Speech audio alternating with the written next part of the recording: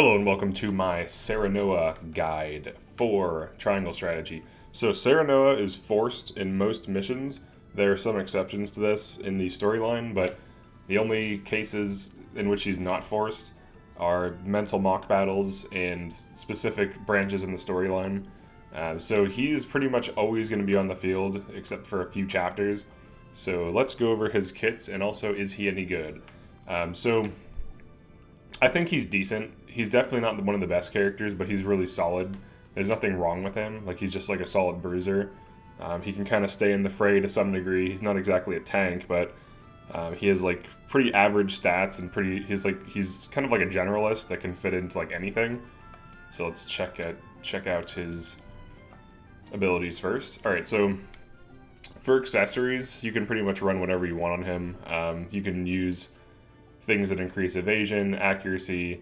His accuracy is high enough. You don't need those. So like strength boosting things, I run strength amulet and res earring.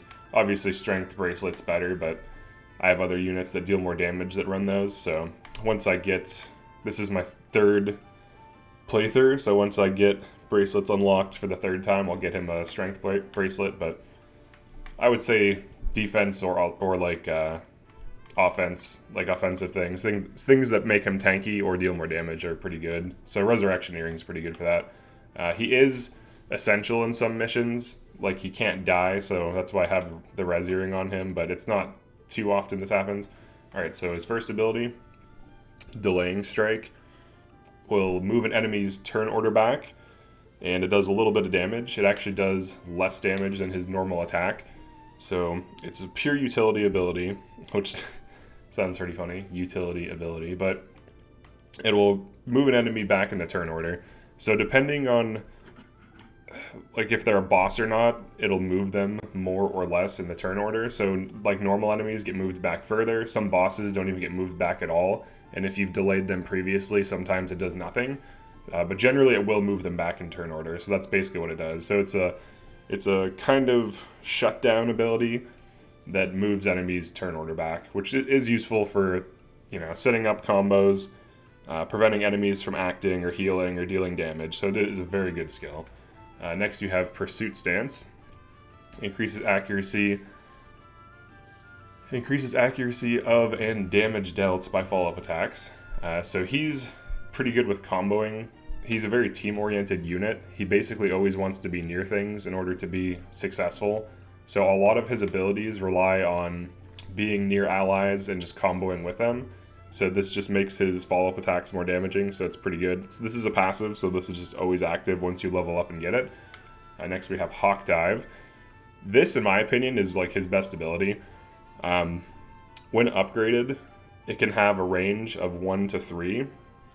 So it can actually hit enemies that are like 3 squares away, or 2 squares away rather, because the range is like how far it can reach. So he can also hit at weird angles, and I'll show that in the mental mock battle demo, but this is an exceptional ability. It can also be used to hit enemies from weird angles and pull off combo attacks easily with other units. So it's quite a strong ability. It also deals a lot of damage. So Hawk Dive is definitely one of your best skills on him. Next we have Counter Stance, chance to deal a counterattack when attacked by an adjacent enemy. From what I can tell, the chance is quite high. Maybe it's around like 50%. If anyone knows in the comments, definitely let me know, but the chance is high enough that this happens a lot. So I would say it's at least like 50%. Maybe it's like 35, but it happens frequently. Next we have Sweeping Slash. This is an AoE that deals less damage than Delaying Strike, but it hits all enemies around you, so it can hit up to 8 enemies total. So it's a pretty good ability. It can also hit enemies, it can crit them from behind if the attack hits them in the back, so I can show that in the mental mock battle, but it's a decent AoE attack. So you only really want to use it if you can kill more than 1 enemy, or if it kills an enemy and damages like more than 2, I would say. Like if there's just 2 enemies, you're probably better off just hawk diving one of them, but it is a good ability. Strength in Numbers increases your strength when allies are nearby. So a lot of his kit, like Pursuit Stance, Delaying Strike, Hawk Dive, Counter Stance, Strength in Numbers, his whole kit is reliant on things being near him. and it really helps for him to be near allies. He's kind of like a utility damage, like he has some utility, some damage. So this ability just makes him deal more damage when allies are nearby. I believe this just triggers if a single ally is near him. So as long as there's a single ally, like I don't think it scales with more allies near him. So it doesn't matter if there's like 5 or 1 allies or 1 ally next to him. So just something to keep in mind.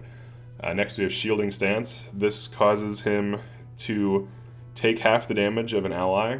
So if you use this on an ally and they get hit for 100, they will both take 50 after like damage mitigation. So, or I'm sorry, yeah, after damage mitigation. So like if it were to hit 50, like if it hits 100 on the ally directly after like armor is calculated, then he'll take 50 and the ally will take 50. So it basically halves damage. This is good to put on units that enemies want to kill, especially like mages, so he could kind of act as a shield for them. So it kind of plays into his kit of being kind of like a bruiser, team support, damage dealer.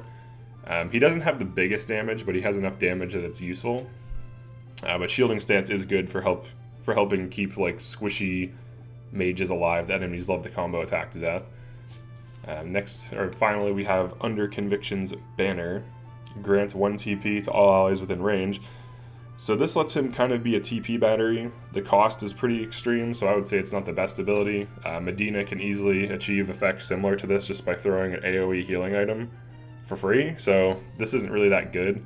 But the fact that he can grant allies TP, like if he's just waiting around not doing anything, that's still useful. So if he's just hanging out with a bunch of mages, he can just refill their TP every 4 turns. So that's not bad. So, okay, those are his abilities. Let's go over his upgrades. He has pretty straightforward upgrades, so he's a very simple character because he's the first character, like one of the first characters you get. Alright, so tier 1, just plus 5 damage. You generally want this, it's good. Increase health by 10, and then you have physical and magic defense. And then luck. So luck is crit rate when not hitting enemies from behind. So if you have high luck and you smack an enemy in the front, there's a good chance you'll crit them anyways. So in my opinion, luck is not super useful on him, but you can get these tier 1 upgrades are cheap. I would prioritize damage and health and then defense before luck. So that's what I would do for that. And then for weapon rank 2, another plus 5 damage, I would get that right away. And I would get the health right away as well. And then you'd probably want to prioritize this before those. So you either get increased damage dealt by delaying strike, or, in my opinion, the better upgrade, Hawk Dive range plus 1. So this allows him to hit further out. That's way more useful than delaying strike damage up. Even with the damage up, I think it deals slightly more damage than a basic attack. So Hawk Dive still hits harder than it. So being able to Hawk Dive further out is just much better. But you can experiment with them, but I would recommend just running this. Alright, then for weapon rank 3, plus 10 damage. And then you have Under Conviction's Banner, and then of course, Route and Recover. So you can see here why I probably don't have this ability, or why I don't have this ability. It costs 20 superior iron, so I'm gonna have to grind a while to get all that just to heal an enemy on like when you defeat them. Between these two, because this should be your priority, the damage increase should be your priority, I would say this is a little bit better than this, because there's better TP batteries, so this ability just kind of isn't that good. You're much better off running Julio or Medina to generate TP. They can do it way better, and that doesn't cost them 80% of their TP at max. So 4 TP just to give a bunch of units 1. I mean, it is decent if he's just hanging around, but he can still be Hawk Diving when he's hanging around, so that's probably a little bit better for just spiking things down. He also doesn't really have good AoEs aside from his 1 attack, but... Alright, so recover HP when you defeat an enemy. I would say this is a little bit better. It allows him to be a little bit more aggressive and catch heals off of just killing things, which he can do quite well. He's good at like finishing off half-health targets with Hawk Dive, if it's a crit, so... Alright, let's do the Mental Mock Battle. Just gonna like show some of his abilities. I'll actually do the farm one. Because I need money for superior stuff to fully upgrade everyone, so let's just do that.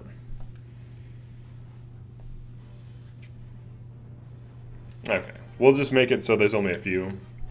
So this will just be like like a quick... I'll try to keep these shorter. I'm going to try to find an optimal battle to like showcase units. We'll just do this. Alright, we'll just use these two. So Lionel will represent our back lines, I guess, in this case. Alright, he's just going to pick up all the gold. I don't have the pinky ring equipped, so it's whatever. He'll just grab, there's like a few pieces of gold he'll grab. Okay, so positioning for Serenoa. Like with all melee units, especially ones that don't have exceptional mobility, which his mobility is very average, so he can't get in and out like Roland or Milo or Maxwell, who have like a jump and then a move. So once he moves, like I think he only has 5 move. Yeah, he has 5 move, and so once he moves, he only can move 5 away to get out. So in this case, like this, obviously you wouldn't fight all these enemies as a unit unless you're over leveled and can kill them easily. But he generally wants to stay with the back line and like assist them in combat. So like as enemies approach, so like for example, if this were probably do something like this. You could like shielding stance. So he's more of like a bodyguard that can spike damage and has some like utility than like a damage carry. So I kind of use him in that way. So like putting damage reduction on things is useful. Just like let's speech this guy. So he's more defensive. It's hard for him to be offensive because of his bad movement. So he's more of like a slow rally type like army units. And by rally I mean like he's always with his army giving some kind of buff or like comboing off of them. So you can see there his counter attack triggered. So in this case we just whack this guy. Now obviously these are low level enemies, but the important thing is like the theory behind what you want to be doing with him. So like in previous videos where I'm actually fighting competitive enemies, you can kind of see how I position him, where he's like kind of moving, he's like always staying with the team, like hawk diving things. So like even pushing up here, this would be bad basically. But we're just doing a little, this is a Serenoa video, so I just want to show his abilities and just kind of go over what he wants to be doing. I'll show like hawk dive, so like some hawk dive stuff. So for example, if there's an ally here and you can't hit this, you could do something like this with hawk dive. This will trigger the follow-up attack, as you can see there. So let these guys move in. Just have him like grab this and whack this.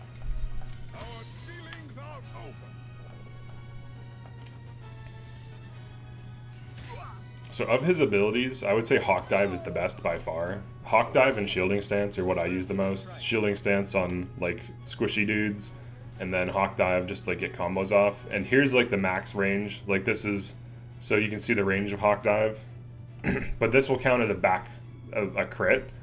So you can get crits from weird angles. So here's like the angles you can get crits from with Hawk Dive. So if an enemy's facing away from you, you can crit from these 3 tiles, which is very useful. You will not crit from these tiles.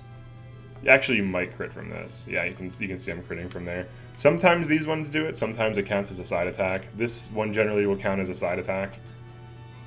So if I use it, yeah, now it counts as a side attack because you can see the direction he's facing. So whatever direction he's facing in relation to the enemy's back, this is extremely useful for getting off long-range crits that also lead to follow-up attacks.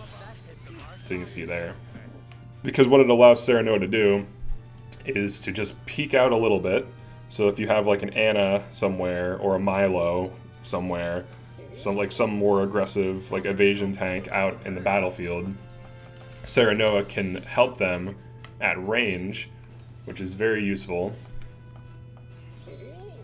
and also score a crit and deal really big damage. So then he kind of becomes, he's kind of like a mixed bag with everything he can do. So here's delaying strike, so you can see here. In some cases it actually doesn't do anything, so it actually won't move this guy's turn order even though he's low level. So that's interesting. I mean, it might be because they're dying too. In this case you can see it'll move his turn order. But the fewer enemies, the less turn order it'll move. If there's a ton of units on the table, on the board, it'll move it back generally further. If there's fewer, it'll move it back not as far, so that's just something to keep in mind. So if you're in a match where there's like a ton of enemies, it'll move them back up to like 10 or sometimes like 15 turns.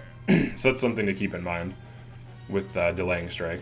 Delaying Strike is really good on bosses, and if you can use Now on him and do a Delaying Strike, it can generally delay the boss a few turns, giving you an opportunity to like get a bunch of combos off and follow-up attacks.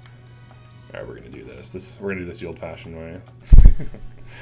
This isn't the most optimal way to farm this. There's like you have to use Pinky Ring, and there's probably some other things, but this way makes like, I don't know, a good few K every like 2 minutes, like 7K every like 2 minutes, which is okay. I saw a video where it's like 20K a minute, so I'm sure there's a better version of this. But he's a pretty simple unit. You basically just want to be hawk diving things while being safe, and you don't want to push him in too deep because he can't get out. Like, once he goes in deep, he doesn't have the mobility to escape, and he will be a dead unit. So you want to kind of hang back, especially in hard mode. You want to hang back, you want to hawk dive things, you especially want to get follow-up attacks, and that's pretty much all he wants to do. And then circumstantially, he can use shield stance to reduce damage taken. But if you position your units correctly and you use CC correctly, you shouldn't need to use shield stance at all. But you know, it's still useful to have in a pinch if you like make a mistake or if an attack misses or something. So we'll look at his abilities again. And then for Sweeping Slash, it can crit multiple enemies if they are facing south and you are north of them. It will crit every single enemy that's facing away from you, no matter their orientation. So like, it's theoretically possible to crit most, if not every single enemy around you with this, assuming they're all facing away from you. That's very unlikely, but it is possible. But generally this will just be like some chip damage that's AoE. So he can kind of like clean up like Frederica's damage or something. So you have like 3 enemies that are low health, and you want him to run in and kill all of them, or kill like 2 of them, and then one of them is at like 1 shot. You can do that. So he's a pretty good unit. I wouldn't say he's one of the best units because his mobility is very bad, but with Hawk Dive, with the range increase, and Sweeping Slash, I'd say he's pretty good. Under Conviction's banner, I don't think is really worth it, but if he's just waiting around doing nothing and he already has the TP, it's fine. It's just a nice thing to have. So yeah, that's my Serenoa guide. If you like this video, definitely drop a like and subscribe to the channel. I'm going to be doing every single unit in this game for hard mode, and especially New Game Plus hard mode. Also, leave a comment if I missed anything about Serenoa, or if you have anything to add, or just want to talk about the game in general. Definitely drop a comment, and thanks for watching, and I'll see you in the next one.